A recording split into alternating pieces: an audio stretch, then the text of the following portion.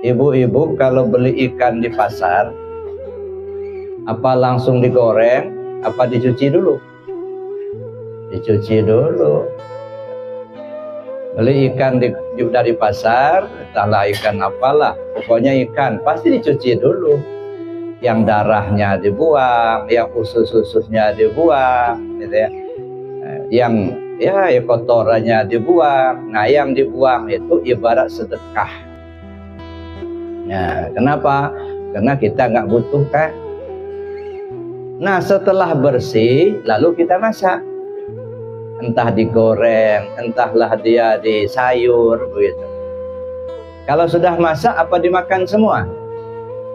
Ya enggak, dagingnya saja Pak yang dimakan, tulangnya dibuang. Kenapa dibuang tulangnya? Kalau dimakan jadi penyakit Pak. Tulang itulah ibarat zakat Pak.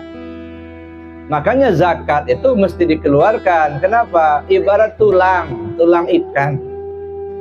Kalau dimakan jadi penyakit. Maka kata pakai tadi, kalau dimakan jadi darah, akhirnya jadi darah tinggi. Dimakan jadi daging, akhirnya jadi daging tumbuh.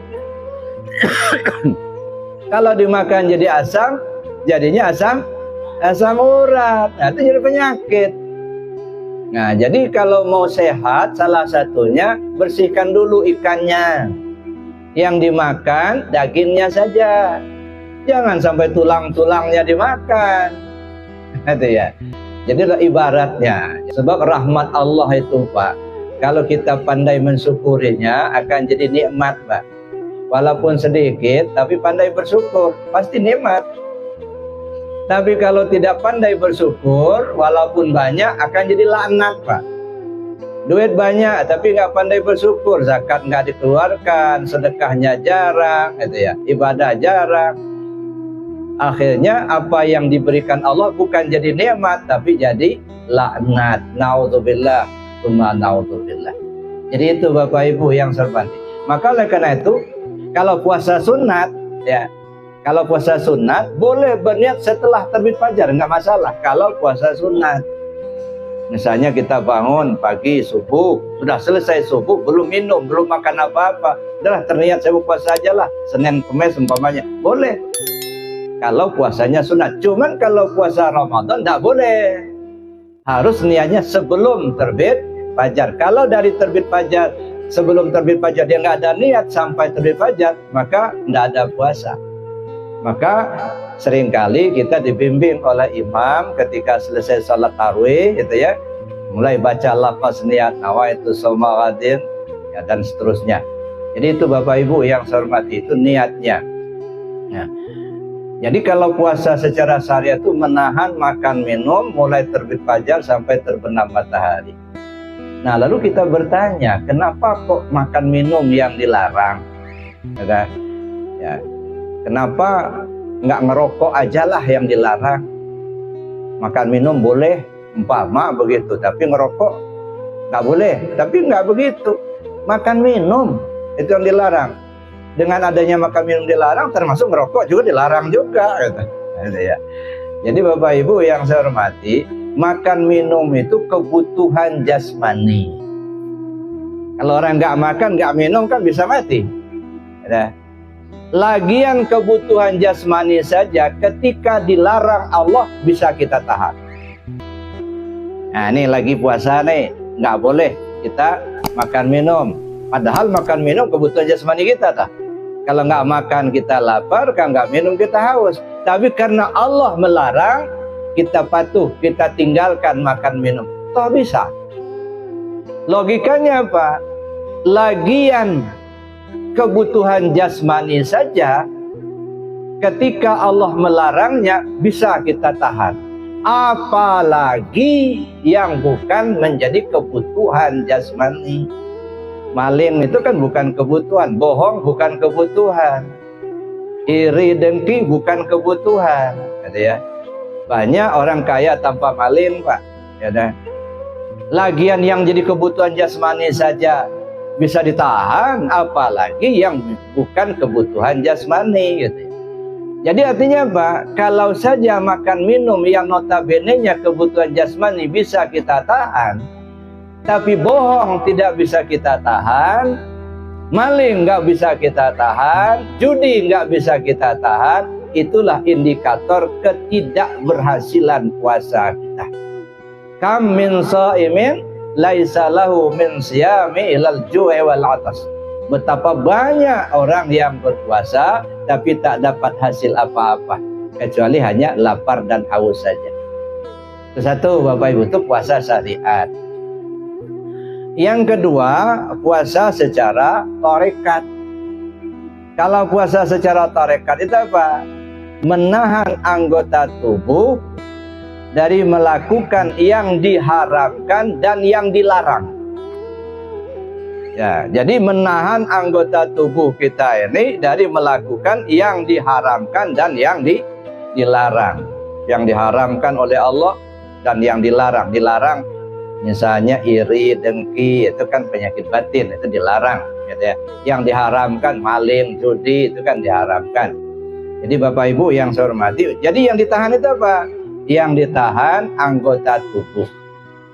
Mana anggota tubuh? Anggota tubuh kita ada 8. Anggota tubuh zahir.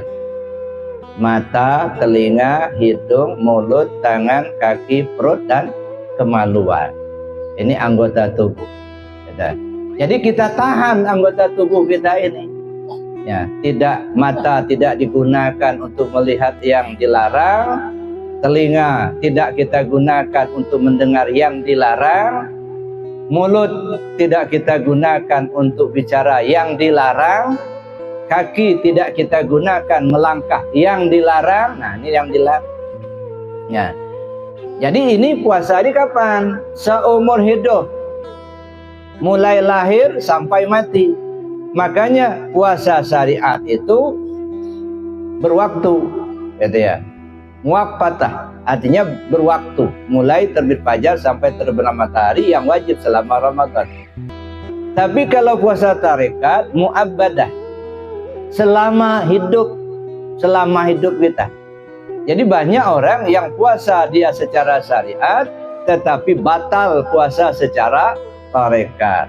Perut ditahan berlapar-lapar, berhaus-haus ditahan, tapi sambil menunggu buka puasa main domino taruhan. Nanti siapa yang kalah dia yang beli buka puasanya, atau judi. Nah, itu namanya berpuasa tapi berbuka. Nah, itu ya. Jadi berpuasa secara syariat tapi berbuka secara hakikat, secara tarekat ya. Jadi Bapak Ibu yang saya hormati, menahan anggota tubuh kita dari melakukan yang dilarang oleh Allah. Nah, yang ketiga, puasa dalam tingkat hakikat. Nah, ini yang agak rumit ini. Puasa secara hakikat itu apa? Menahan hati untuk terpaut kepada apa dan siapa, kecuali kepada Allah saja. Nggak nyangkut hati itu kepada yang lain, Pak. Itu namanya kita berpuasa secara hakikat. Kita membuang sangkutan hati kita. Nah, untuk ini bagaimana caranya membuang sangkutan hati ini? Maka perlu kita bersihkan diri kita dulu. Nah, seperti kayak kita beli ikan tadi kan dibersihkan dulu gitu ya, buang kotorannya, buang darahnya. Sudah bersih baru dimasak. Setelah dimasak kita makan dagingnya saja, ikannya tulangnya kita buang gitu ya. Nah, bersih dulu. Nah, ketika kita membersihkan diri, Allah sudah jelaskan, qad aflaha man zakkaha wa qad khaba man dassaha. Beruntung orang yang membersihkan dirinya, celaka mereka yang mengotorinya. Nah, ketika kita akan membersihkan diri kita, bagaimana caranya? Ada 4 langkah, Bapak Ibu. Yang pertama, kita perlu bersih dari hadas dan najis. Itu langkah pertama. Bersihkan diri dari hadas besar, mandi. Bersihkan diri dari hadas kecil, wudu. Bersihkan dari najis, terbuang benda, bau dan rasa. Langkah pertama. Naik ke langkah yang kedua, membersihkan anggota tubuh zahir tadi, yang 8 macam itu. Mata, telinga, hidung, mulut, tangan, kaki, perut, dan kemaluan. Nah, cara membersihkannya bagaimana? Bukan pakai air, tapi pakai istighfar dan taubat. Nah, jadi kita membersihkan anggota tubuh zahir kita pakai istighfar dan taubat. Kenapa? Karena anggota tubuh zahir kita ini, Bapak Ibu, kalau digunakan berbuat baik dapat pahala, kalau digunakan berbuat maksiat dapat dosa. Jadi pahala itu sebenarnya otomatis. Makanya nggak perlu diminta. Cuman kita ini kadang-kadang nyinyir, Pak. Mudah-mudahan apa yang kita lakukan saat ini dapatkan pahala dari Allah. Nggak usah diminta. Udah otomatis. Fama ya'mal misqala dzarratin khairan yarah wa may ya'mal misqala dzarratin syarran yarah. Udah otomatis. Asal berbuat baik pasti dapat pahala. Kalau dia kaitannya dengan ibadah, gitu ya. Sebab ada juga perbuatan baik belum tentu ibadah, Pak.